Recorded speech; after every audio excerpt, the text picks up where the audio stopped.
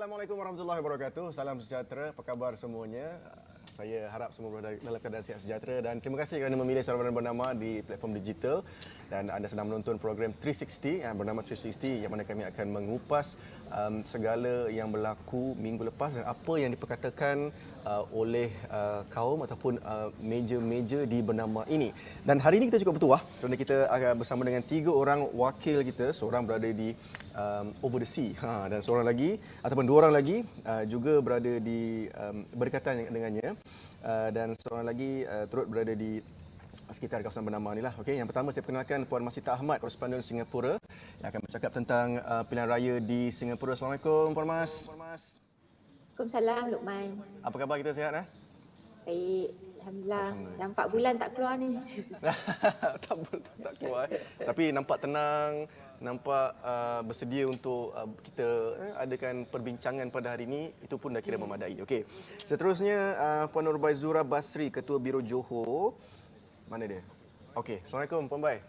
Waalaikumsalam Luqman. Kak Mas. Apa khabar kita, sihat Sihat Alhamdulillah. Alhamdulillah. Dan Puan Bai akan bercakap tentang dilema pekerja Malaysia di Singapura dan juga operasi Banteras Penyeludupan Migran. Okey, nampaknya itu topik-topik yang begitu dekat dengan kita sejak akhir-akhir ini. Dan juga Saraswati Moniapan, editor Meja Ekonomi.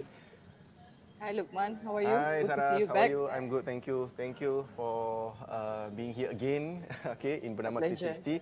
Hari ini Puan Saras akan bercakap tentang lanjutan tempoh tempoh apa? Tempoh moratorium yang dinanti-nantikan sebenarnya oleh ramai rakyat Malaysia, khususnya kepada mereka yang mungkin kita simpati juga dengan mereka ni, mereka yang kehilangan pekerjaan dan sebagainya, Mainly ataupun them, pendapatan mereka kurang daripada sebelum musim PKP ataupun musim COVID-19 ini.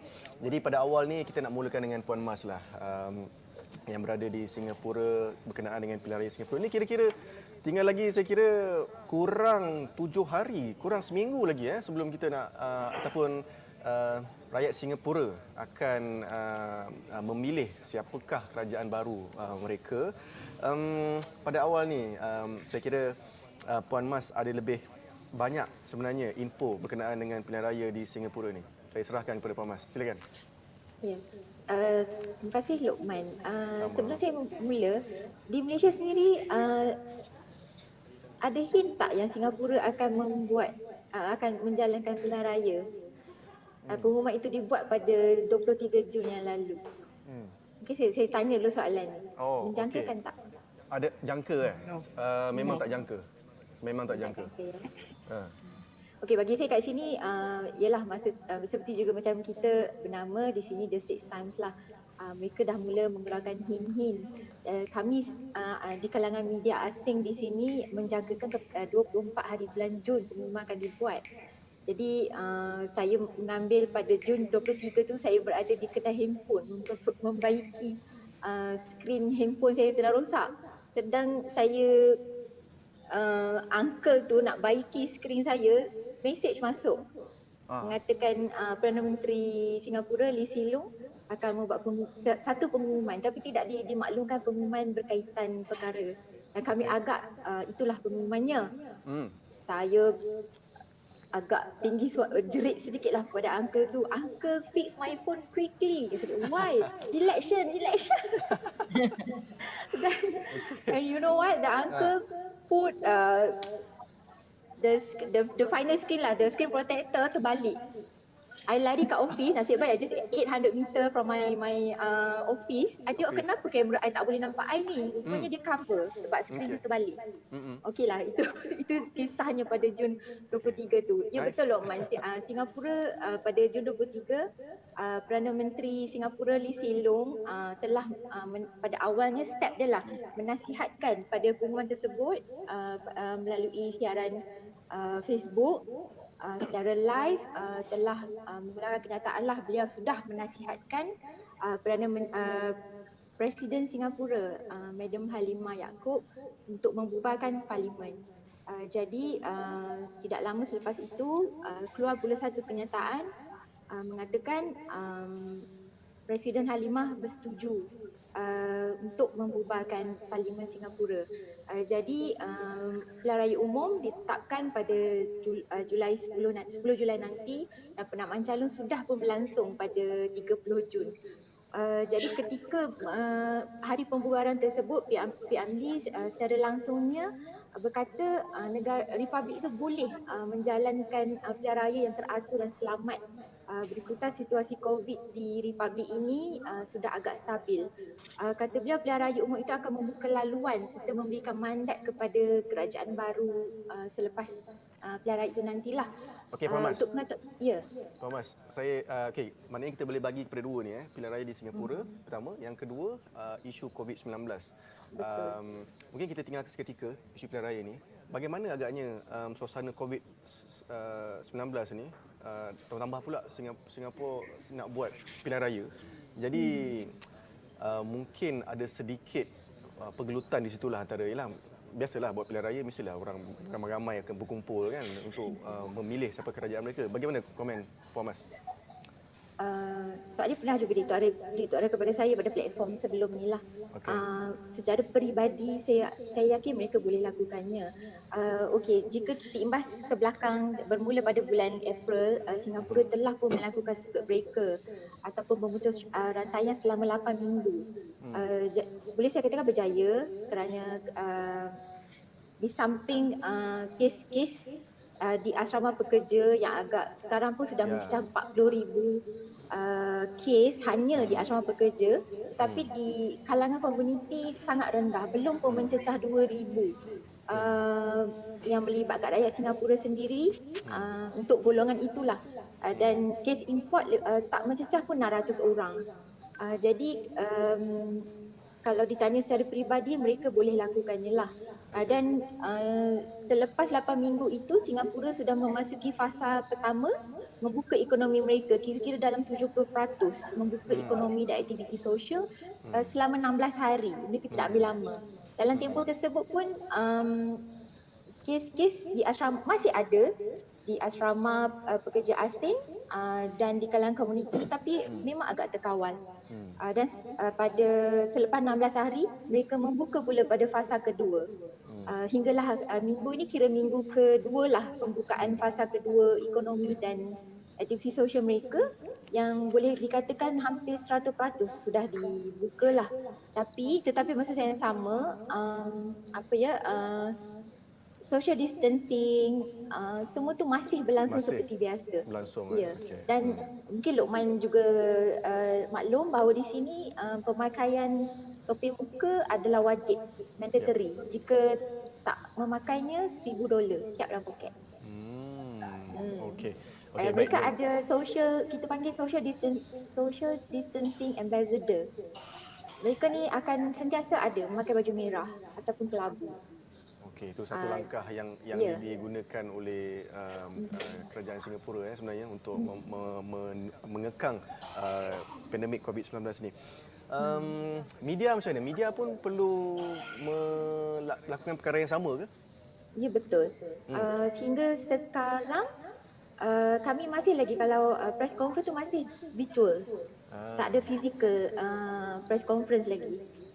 Jadi kita perlu alert lah, mereka akan invite lah jika ada sidang akhbar untuk pengumuman yang penting, kita akan macam ni lah, perlu mendaftar awal macam tu. Okey Puan Mas, jom kita masuk pada pilihan raya Singapura pula.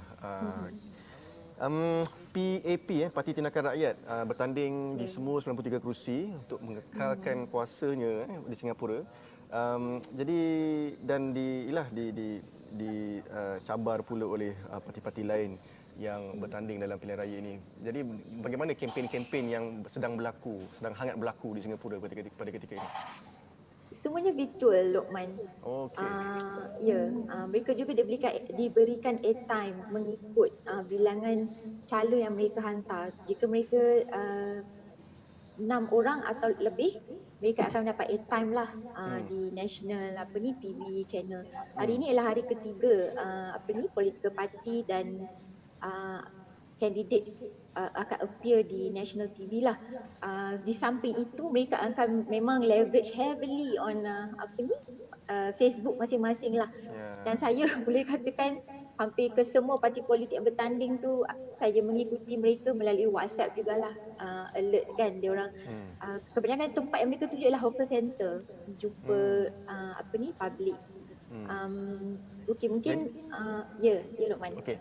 Masyarakat pula macam mana? Adakah mereka boleh menerima cara berkempen begini secara maya ni? Mungkin untuk golongan yang warga emas ni agak susah lah. Itu sebab mereka perlu tumpu di hawker center ni, tempat makan macam tu. Tapi masa yang sama mereka perlu SOP kempen tu memang ada ditetapkan oleh election department. Macam political party dan calon mereka boleh berkempen dengan mewujudkan satu grup 5 orang. Macam kita 4 tambah seorang lagi dan another group. Tapi kita tak boleh mix. Within us kita kena jaga 1 meter apart. Macam tu. Kita bolehlah berjumpa. Okey, isu yang dibawa oleh PAP untuk berkempen kali ni? Ialah dia parti pemerintah sebelum ni kan, untuk mengekalkan pemerintahan tu. Sebab di mana-mana dunia pun isu pekerjaan, job, ramai yang kena buang kan.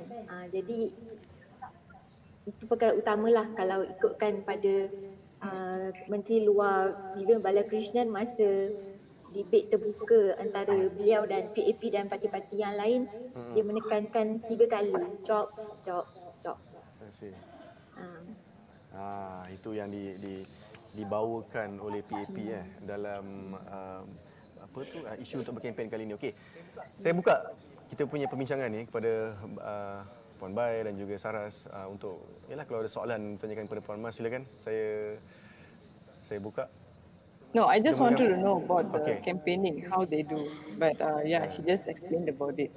Alright. So it'll be different, so different from Malaysia because we are so used to having big crowds and stuff like that. Yes. And if at all there's election in Malaysia, I'd like to see how they will be doing it at this scenario.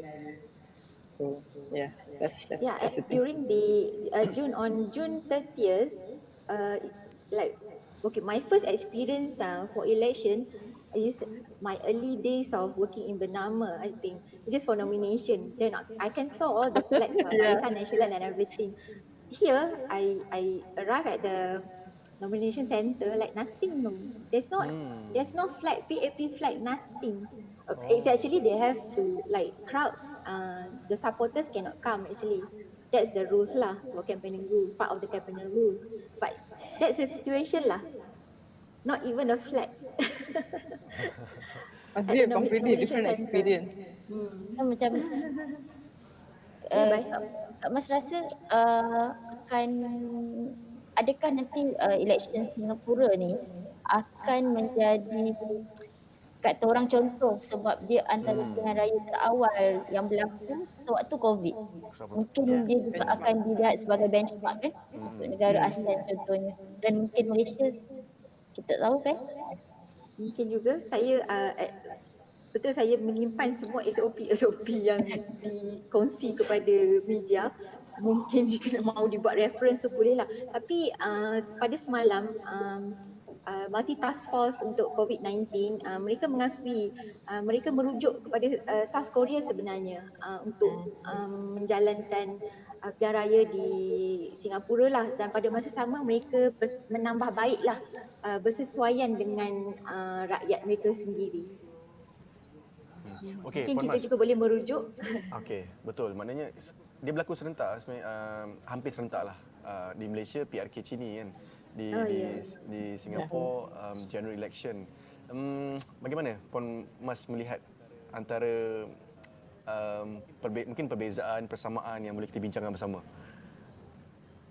Tak adil juga saya rasa sebab dalam kesibukan tu saya tidak sempat nak melihat but I think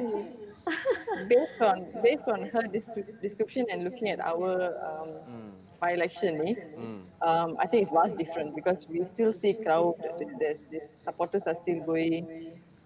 It is like a normal campaign that usually takes place But it's just that you can see everybody is like taking precautions measures. They are wearing masks. They are standing apart and stuff like that. But looking at if how I'm imagining what my sister is saying, that that's completely no crowd. Like if just 5 people meeting people, I wouldn't call that a crowd. But comparatively in Chile, if we see pictures that's being shared in social media and stuff like that, there is a bit of crowd, at least more than 10, 15 people so far the pictures I've seen. That's just my observation. Okey, laporan media antarabangsa terhadap PRU di Singapura ni, mungkin Pemas ada sebarang input tentang perkara tu? Sebenarnya saya tak cukup nafas tau. Sebab apa kita kata, memang they really leverage on online kan. Okey. Sekejap parti tu hold video press conference. So kita I have to select lah. Jadi macam untuk Straits Times dan CNA sendiri, like competing among them jugalah. They have their own blog, microsite and everything. Complete every second. Saya sampai tak cukup nafas macam, oh my god. Maknanya berlaku lagi pantas lah Pemas. Lagi pantas, betul. Oh. Okay, Then they can do like during nomination we have 9 centers, nomination centers. Flash everything, buat live Facebook live semua dekat situ. So macam mana I nak monitor? But that day I choose to be at Ang Mo Kio lah, PM Lee punya tempat untuk nomination. I choose to be there lah.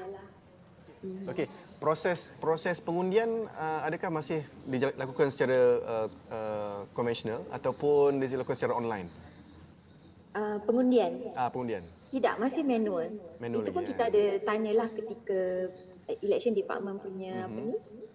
Mereka tak nak ambil macam sebenarnya lagi senang lah kalau buat secara elektronik kan.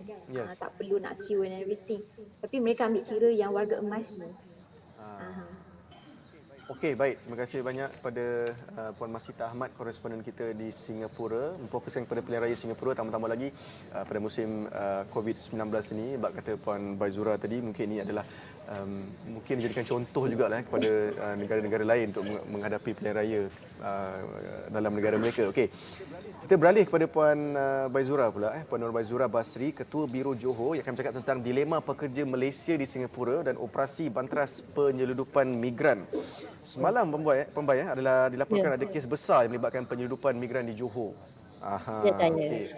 Dan mungkin Bai ada penjelasan lebih lanjut tentang perkara ini yang boleh kita kongsikan bersama.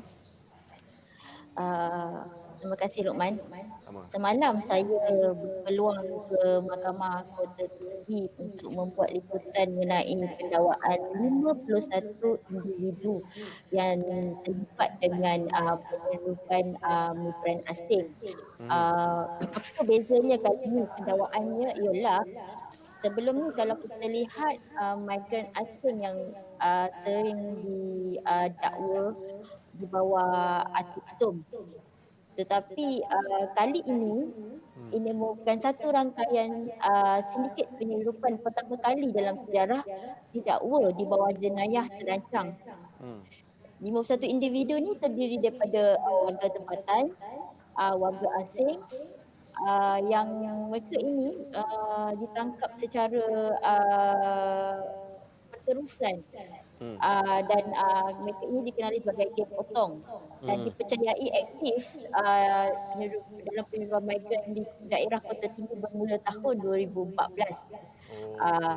Dan disebabkan beberapa serbuan ini juga, kita juga maksud saya pihak polis dan pihak berkuasa juga berjaya menahan yang kita panggil tali barut yang terdiri daripada pegawai dan anggota penguat kuasa yang terdiri daripada 23 orang setakat ini. Dan yang terbaru hari ini salah seorangnya ialah seorang penolong pengarah immigration wanita.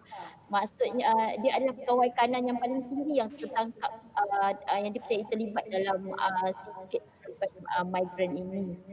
Jadi untuk rekod sebelum ni kita dapati operasi dengan hukuman lebih banyak kepada migran. Jadi kali ini mereka menggunakan siasatan, menggunakan Akta Keselamatan Langkah-Langkah Khas 2012 atau SOSMA, serta menuntut hukuman lebih berat bawah Seksyen 130B Kanun Keseksaan, yang mana semalam 51 individu tu tidak dibenarkan ikat jamin langsung.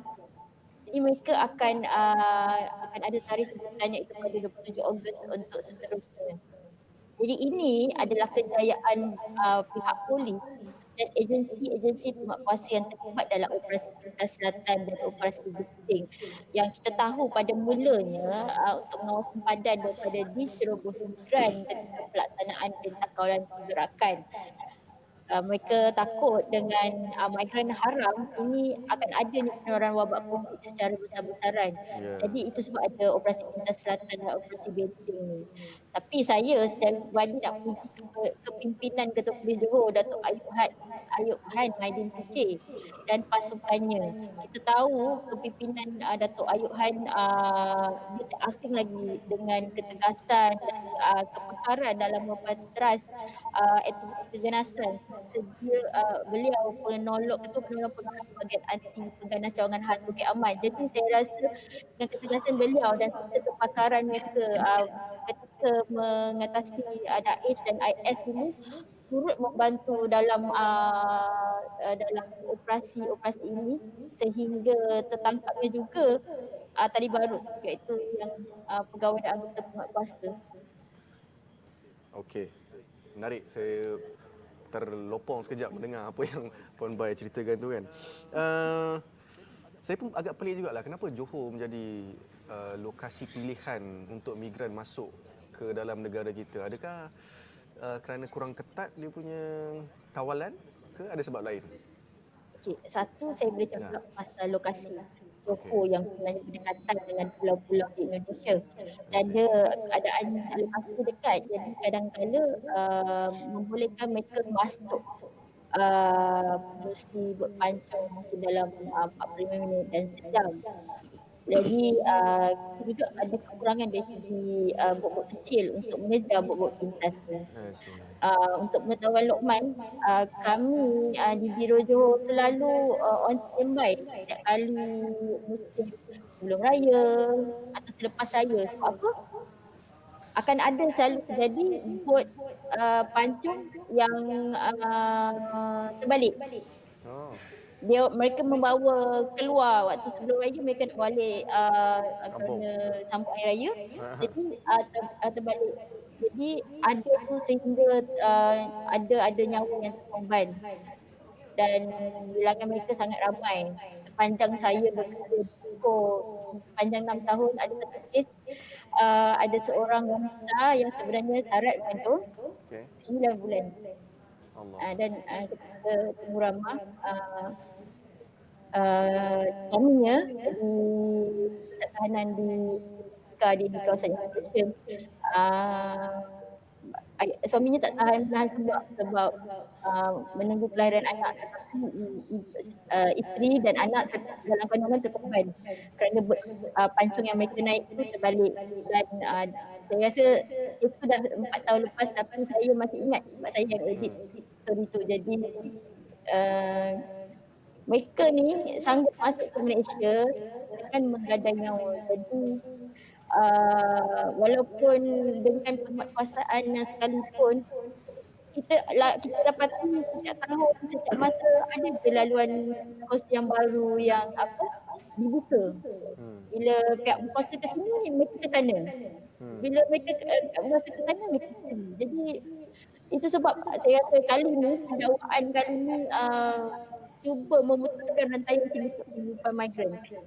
Jadi mereka yang kena tangkap ni terdiri daripada orang tempatan yang membantu, tekong, tukang rumah tumpangan, pemandu teksi, daripada atas sampai ke bawah. Bila mereka ini dilumpuhkan, jadi kita harap sangat aktiviti penyelundupan migran ni akan terputus dan terhenti. Dan saya rasa itu harapan penguatkuasa juga dan kerajaan. Ya, betul. Bila Bai cakap tentang pernah mengikuti operasi untuk menangkap migran ni, saya pun ada pengalaman peribadi juga sebenarnya mengikuti operasi membantras rokok seluduk masa tu. Saya di media lain lah. Tetapi bukan rokok yang dapat, tapi dapat migran. Bila kami dekati pada bot tu, memang nampaklah muka-muka yang sangat innocent, mata biru, okey, umur dalam 5 tahun, 4 tahun. Jadi rasa simpati itulah, kerana mereka sanggup bergadai nyawa semata-mata untuk masuk ke negara kita kan. Okey, jom kita cerita pula pasal kemasukan warga Malaysia ke Singapura. Yang bekerja yang rakyat Malaysia yang bekerja di Singapura. Ikut statistik ada 400,000 rakyat Malaysia yang bekerja di Singapura, dan 200,000 daripadanya berulang-alik dari Johor ke Singapura, menaiki motosikal ada, menaiki kereta ada, semata-mata untuk mencari nafkah. Okey. Status terkini bagaimana? Baik, mungkin hasil daripada penerangan anda ni boleh memberi kita sedikit gambaran apa yang berlaku di sana. Buat masa ni kerajaan Malaysia dan Singapura masih lagi berbincang mengenai terutamanya SOP kemasukan. Macam Luqman cakap tadi, ada 250,000 sehari yang kita rekodkan ulang-alik pada sebelum PKP lagi kan. Jadi salah satunya masalah ketika sebelum PKP, dan maksudnya dah bertahun-tahun pun, ialah masalah kesesakan. Tapi kena ingat masa tu adalah sebelum COVID. Jadi selepas sekarang ni, waktu kita nak mengekang penularan COVID ni, kita kena fikirkan macam mana SOP boleh dilaksanakan ketika ini. Jadi saya secara peribadi, cabaran utama, saya rasa cabaran utama bagi kerajaan Malaysia dengan Singapura ialah menggunakan SOP yang sesuai, tanpa mengancam atau menyumbang pada penularan wabak COVID.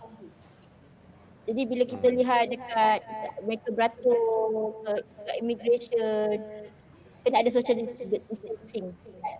Tapi keadaan bila 250,000 setiap hari lalu, ialah agak sukar untuk melaksanakan social distancing. Naik motor terutamanya masa nak beratur, masa nak cop pasport, nak check pasport. Banyak ruang dah digunakan kan contohnya. Jadi saya rasa secara peribadilah sempadan Malaysia Singapura ni, iaitu terutamanya Tambak Johor yang kita tahu adalah laluan sibuk untuk laluan paling sibuk di dunia. Ikut Tan Sri Muhyiddin dulu ada pernah cakap dulu, dia tak akan dibuka dengan cepat tanpa mengambil kira faktor-faktor keselamatan ni.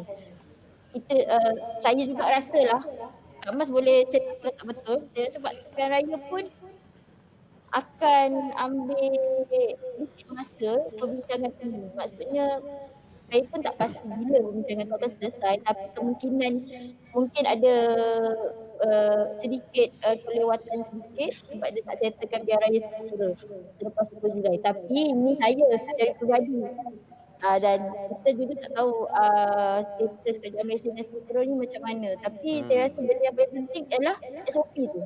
Macam mana nak laksanakan SOP? Macam Datuk Seri Hishamuddin pun ada sebut, sempadan Malaysia dan Singapura ni akan dibuka secara berperingkat. Maksudnya kategori pertama dan kedua akan membabitkan sektor profesional yang terutamanya warga Malaysia yang memang dah ada di Singapura, iaitu 225,000 yang tak dapat pulang lebih 3 bulan. Jadi kumpulan tu akan dibuka keutamaan dalam peringkat awal pengumuman. Maksudnya bila rentas sempadan dibenarkan antara negara itu, jadi mereka ni akan diberi keutamaan. Jadi bakinya kategori ketiga dengan keempat yang membabitkan jumlah antara 200,000 dan 250,000 terpaksa menunggu lebih lama lah, sebab mungkin kalau dibenarkan yang kategori pertama dan yang kedua ni, kita nak tengok SOP yang dibenarkan tu berjaya atau tidak. Baru badan akan betul sedikit demi sedikit. Tapi yang ini ada tak macam mengganggu tugas pekerja Malaysia yang bekerja di Singapura? Sebab ada kes yang mengatakan bahawa sampai pekerja Malaysia ni terpaksa mengambil cuti tanpa gaji 14 hari. Okey. Okey. kita dah tahu PKP dilaksanakan dah lebih 3 bulan. Ya. Ada majikan yang tak dapat gantung kos. Jadi mereka terpaksa melepaskan pekerja mereka. Ada kes macam tu. Ada pula yang sebahagian besar memilih untuk terus tinggal di Singapura sebab tak tahu berapa lama akan ambil dan ini melibatkan kelangsungan hidup dan untuk pengetahuan Lokman lah, kebanyakan yang mereka yang pergi ke dekat Singapura ni ada yang dah lebih 10 tahun daripada anak kecil dan sampai sekarang dah remaja. Banyak besar Jadi bila mereka terpaksa berdepan dengan ni, mereka terpaksa memilih Ya. kerja ke atau keluarga. Jadi ada yang terpaksa tinggalkan keluarga dan sambung bekerja di Singapura. Terutama bila majikan kata saya sediakan tempat tinggal kamu dan sebagainya. Tapi ada juga majikan yang tahu betul-betul untuk cari kerja. Di Singapura tak cukup. Mungkin dari segi kategori atau sektor sendiri, rakyat Singapura tidak boleh memenuhi sektor berkenaan. Macam contohnya sektor pelancongan. Saya dapat tahu mereka masih di Malaysia, tak dapat masuk Singapura tapi majikan masih membayar gaji. Gaji asas lah, macam kalau dulu ada tips, sekarang tak dapat. Jadi gaji asas masih diterima, tetapi mereka juga ternanti-nanti apa selepas ni. Jadi ada juga pula majikan bila kita tengok keadaan dah makin pulih, dia menawarkan okey, saya akan bagi awak gaji tapi awak tak boleh keluar ke Malaysia untuk satu tempoh yang panjang. Sebab mereka tak pasti itu sama ada sebab sekali mereka masuk akan lalui kuarantin dan akan dibayar oleh majikan. Jadi mereka nak confirmation. Jadi once dah masuk kerja sampailah mungkin akhir tahun ni contohnya kalau sepadan rentas pada begitu. Jadi persoalan-persoalan inilah yang mengganggu fikiran kebanyakan pekerja Malaysia yang berulang-alik setiap hari. Dan ada juga yang memang dah kehilangan pekerjaan dan mereka juga mencari kerja lain dekat Johor. Meniaga makanan, jadi pemandu Grab. Ya, sebenarnya waktu sukar bukan sahaja untuk pekerja Malaysia yang merentas itu, tetapi saya rasa untuk semua sekali dunia ni ramai yang kehilangan pekerjaannya hanya disebabkan wabak COVID. Yang tak tahu sampai bila. Betul. Saya buat vaksin. Okey, betul. Okey, sebelum saya bersama dengan seorang lagi kita punya responden yang akan bercakap tentang mereka, khususnya mereka yang kehilangan pekerjaan ni, okey, tentang penyambungan semula moratorium ni. Ada soalan tak daripada Puan Mas ataupun Saras pada Bai? You ada soalan? Tak ada. Okey, tak ada, tak apa. Okey, maknanya mereka fahamlah. Okey, terima kasih banyak. The issue is too big. It's too heavy. Okey, Only the Johor people will understand. Terima kasih banyak kerana sudi berkongsi dengan kita yang berada di Central KL ni yang dengar je laporan daripada Puan Bai. Okey, seterusnya ni yang ditunggu-tunggu oleh bukan kebanyakan, ramai rakyat Malaysia. Lanjutan tempoh moratorium. Tak silap saya sebab saya pun dah macam lost count lah kot. Sampai September je. Kan? Yeah, Sampai September. until September, 3, 6 4, months. 5, 6, 7, 8, 9. 6 months September. Okey. 6 months, yeah. Bulan Oktober akan dibayar macam They biasa. Okey. They have to start paying back. Okey. Ramai yang macam alah kan best kalau sambung. Itu yang menjadi persoalan sebab ramai yang terkesan sebenarnya. Saras. Yeah. Okey. Yeah. Adakah kerajaan akan meneruskan moratorium ni? Saras. Personally, I don't think so. It's not Okay. possible because it is definitely not a proper solution to the problem. The 6 months is just a breathing space, I would say, Yeah. because you must understand the lockdown came in just so that nobody expected it, right? And the number of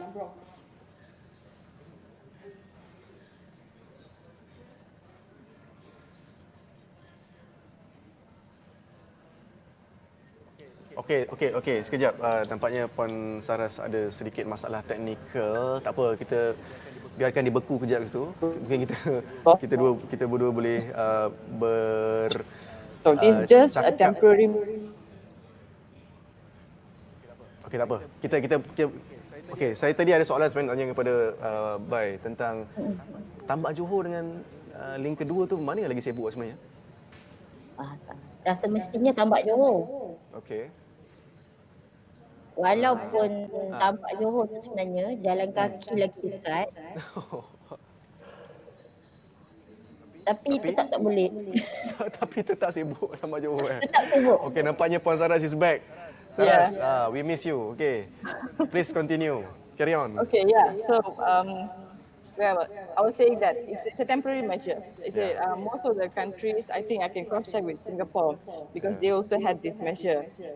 Either they gave 3 months and then they continued for another 3 months, or they still gave 6 months like how Malaysia did. So this cannot be continued. Like I said just now, it is not the solution. It's not a permanent solution to the problem because you must understand this will create another kind of problem to the banks. The strength of the banks is very important for any country. Let me. Okay. I can't see the screen. Never mind. So the strength of bank is very, very important for any country. So if this thing need to be continued in a like as a policy or measure like how it has been announced before, it is definitely not viable. But what can people do is that they can personally go and approach their respective banks. Because you must understand, as I said, banks are very important for countries' economic growth. And globally, a lot of banks have been downgraded by rating agencies. Let me show one. Okay, this is S&P. This is their latest announcement where they downgraded about 5 Malaysian banks from stable to negative. That is mainly because they're expecting the non-performing loans to increase during this period. And if I'm not mistaken, let me get you the numbers because I can't show the slides. Okay. Saras, sama-sama tu tak apa, saya tanya soalan juga. Yeah, okay. Yeah. Wait, I've got the numbers to read. Okay, carry on. So it was the total moratorium that the SMEs and individuals took is about 47.5 billion. That is huge for the 6 months period. So can you imagine if this is continued and how the numbers will be? And this will eventually impact the bank's profit. Yes. How do I put this in layman's terms? You see, we are all would have accounts in the banks, right? So your saving accounts, you will expect some kind of interest payment. So if the banks are not making money, they cannot pay you interest. So it will affect, it's like a kitaran hidup. So when one stops, it will affect the other things. But compared to other countries, the Malaysian banks are not screaming Armageddon yet because over the years, we have built up the buffer and we are in a strong position to give the moratorium that's given up.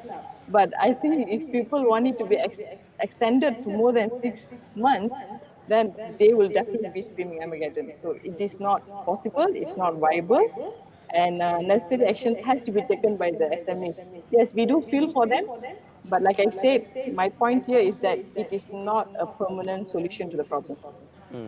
But Saras, are there any banks that are ready to extend the moratorium? Of course, I think most of the banks are ready, but it has to be case by case.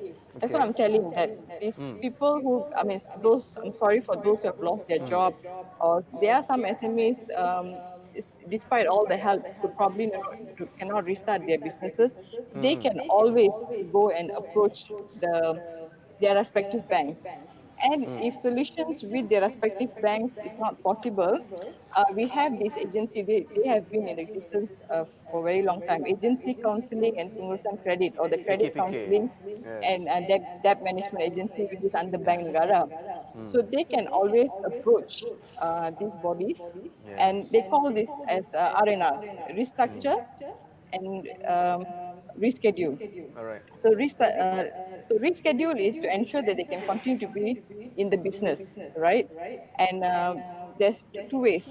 When they restructure, is about converting, for instance, overdraft to term loans, or some companies might have trade lines with the banks, and they can convert these to term loans as well. So basically, they change the loan type and amount. Reschedule will be extending loan tenure and amount, and this will not have any impact on structure of the loan.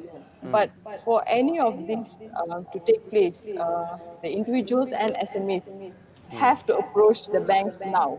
Don't wait until September or October when you get the letter that you have to restart payment, then you go. Yes. Because you must understand, even kalau nak beli kereta ke rumah ke, the amount of documentation that takes place, right, is a lot. So when you want to restructure a loan or anything in that along that line, there will be a lot of documentation. There's going to be a lot of process, and you must understand when you look at the amount just now, there's so many moratorium statements. If everybody is going to approach the bank, they have to go case by case basis.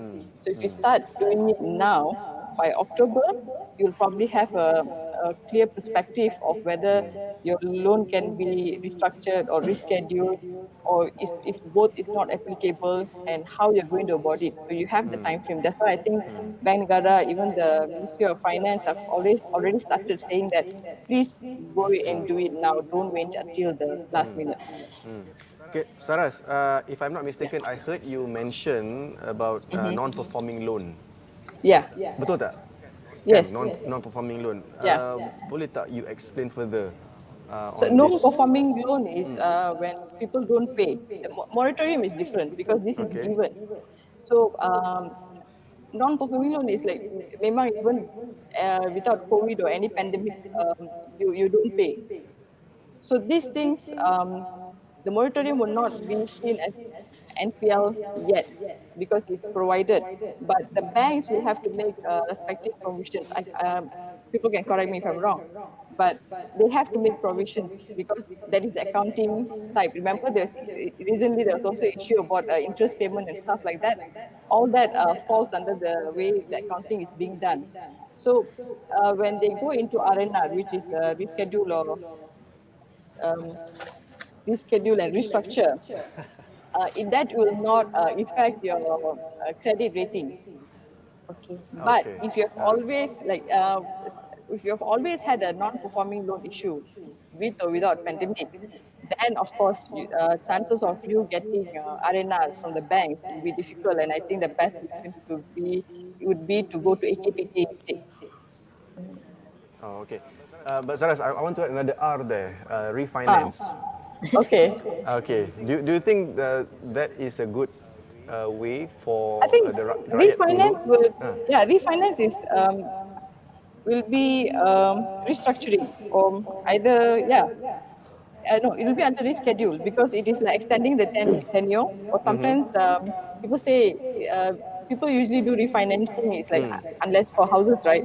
If you Yes. want to get more value to the house and you need cash in your hand, and or if the interest rate within two banks, you have loan with bank A, but suddenly the bank B is offering a better rate, so you refinance. Mas is from banking background, so she can clarify if I'm saying something wrong. So that is the thing, but it's completely different. It's Okay. different scenario in Okay. total. Yeah. So I think kita boleh jangka lah sebenarnya moratorium ni tidak akan disambung, tetapi definitely. tapi rakyat yang terkesan boleh ke bank masing-masing untuk Yes. berbincang, betul tak, Saras? And they have to go now. They have to go now. That is the key word. Go now. Don't go last minute, because, like I said, I'll re-emphasize the things that documentation process, going case by case, is very important. Yes. Therefore, if you go now, by October, you probably get a clear picture of what is coming in October. Instead of okay. you starting everything in October, and situation could worsen for you. So don't be a last minute person. Yeah, don't be a last minute. Definitely not in this. I know Malaysians are general, are very last minute people. They take they'll things go for into granted every- lah, Saras. Yeah. Okay lah, last minute. They don't know how hectic is it to to do all the documentation. Yeah. It's very hard for them. Okay, And Komas. if people are concerned that,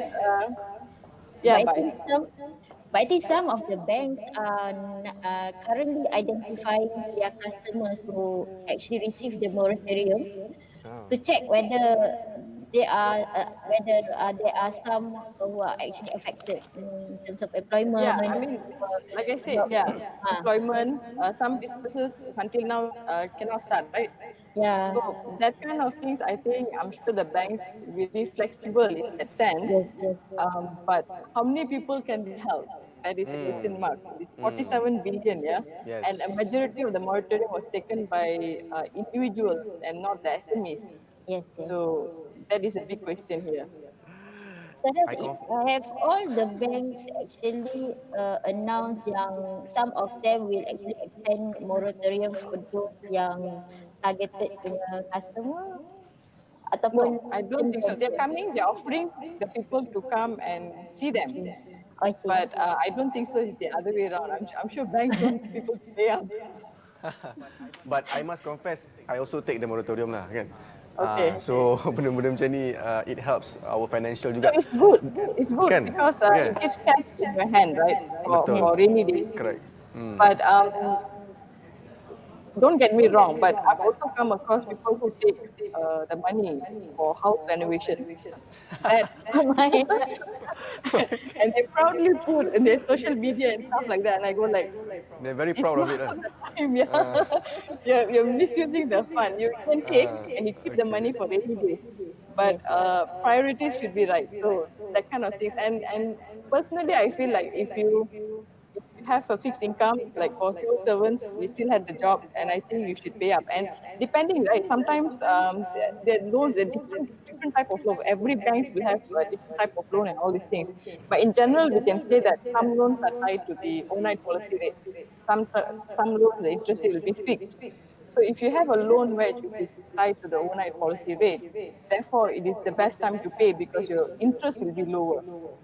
And analysts are predicting that the central bank will further reduce the overnight policy rate. It will be announced next Tuesday, actually, on Tuesday, 7th of July. So that is something that a lot of people don't understand. When the interest rate is low, it's the best time for you to pay up your loan because you're paying low interest. And as the economy grows and expands, interest rate will eventually go up. So there's some things that people don't get it sometimes. Yes, speaking of low interest rate kan, Saras, uh, I have an idea now lah, that just came across my mind. Maybe next week we Okay. can talk about buying houses, kan? At this time Or around, property. Yeah. Yeah. property. We Yes. have, I mean, but then again, let me be very frank. I would not promote about buying property and all these things unless you have the money. Yes, you can invest. This is the best time to invest in property. But this is basically from my readings and social media, right? There are a lot of people who still can't afford houses, and at this situation, telling that, oh, this is the best time to invest, I think it's just not right. I mean, it's not morally right because there are a lot of people who can't afford houses, But- whether but the Saras- economy is good or bad. But Saras, frankly speaking, to be honest with you, Yeah. I ada nampak satu advertisement jual rumah di landed property di Bukit Bintang 300,000. Wow. Bukit Bintang. That's 300,000. Bukit Bintang 300,000. Bukit Bintang Let's go KL. now. You sure it's not scam, yeah? I know this chat. This person I kenal lah, memang kenal. Memang. Okay. I pun macam. I mean, if you have the money, best time to invest. I will not say no to that. You know, because there's a lot of we have overhang, right? There's a lot of houses, apartments are not sold. So if you have the money, please go and invest. But personally, I feel very bad when these kind of stories come out and you see people commenting saying that I can't even buy a house or small apartment even when the economy is good. Now I can't even think about it because the economy is bad. So that kind of thing is kind of like saddens me. The situation is more of an emotional thing, like how Bai was sharing hers. So when I read this kind of comments on social media, it really impacts me. Oh, you have a very soft heart, Paras. okay. No, I actually Okay. agree with Saras sebab priority sekarang ramai yang nak letak makanan atas meja. Ada Betul, yang tak betul. ada. Jadi it's a very sensitive time juga. Even for us for reporting juga. So if we want to write something about buying property now, macam Saras cakap, we have to think a lot in different perspective whether it's right, is it the right time. Macam baru-baru ni pun PM ada sebut ekonomi terpaksa dibuka. Yes. Kalau tidak industri perbankan akan kerugian 1.8 trilion. Lepas tu ada satu komen yang cakap kerajaan masih nak menyokong perbankan tapi dia tak sedar macam Sarah Yeah, cakap it's a tadi bit- cycle of life. Okey, So saya difficult time. saya suka nak sebenarnya bincang lebih lanjut tapi malangnya masa tidak mengizinkan puan-puan sekalian. Okey. Okay, Kita can boleh I just sambung. finish with one small one? Okey, Saras, you have 2 minutes. Yeah, I'll just use about 30 seconds, right? Okay, So please. yeah, Sure. when people want to go to restructure or reschedule, whichever you're doing, please do not go to third party. I've been writing, I've been covering Bangalore and banking industry for almost 20 years now. Okay. No banks or even our central bank have a third party to handle anything, especially in this kind of situation. So there are a lot of scammers out there. So if you have an issue, go to your respective banks. Yes. And if you think the banks can't help, your situation is really in dire need, go to AKPK directly. Do not go to a third party. That is all. Thank you very much. Saras, sikit next week apa forecast untuk kita punya ekonomi? Next week, I don't know. We are waiting for the overnight policy rate announcement on Tuesday. Okay. So analysts, economists are saying that it can be cut further. So if there's another round of cut, I guess we will wait and see lah. But I think either they'll maintain or they'll cut. I don't think so. It's going to increase. Definitely not for another 1 year. So if there's a cut, then the banks will also eventually reduce their interest rates and stuff like that. So that will squeeze their profit margins further. That's why I said it's a circle of life. The banks need to survive. There are people working for banks as well. So yeah. Okay. Thank you very much Saraswati Thank you. Muliapan, editor Meja Ekonomi yang cakap tentang lanjutan tempoh moratorium. Banyak pula ceritanya, panjang ceritanya hari ini. Mungkin boleh sambung minggu depan. Juga Puan Nurbazura Basri, Ketua Biro Johor, Dilema Pekerja Malaysia di Singapura dan Operasi Banteras Penyeludupan Migran. Dan juga Puan Masita Ahmad, koresponden Singapura, memfokuskan pada pilihan raya Singapura yang akan berlangsung kira-kira kurang 7 hari saya rasa. 10 Julai Puan Mas jadi Ya, kita 10 Julai. doakan semuanya berjalan lancar. Tak nak tanya siapa akan menang ke? Apa dia? Apa dia? Tak nak tanya ke PAP boleh menang lagi ke tak? Itu kita biarkan tergantung.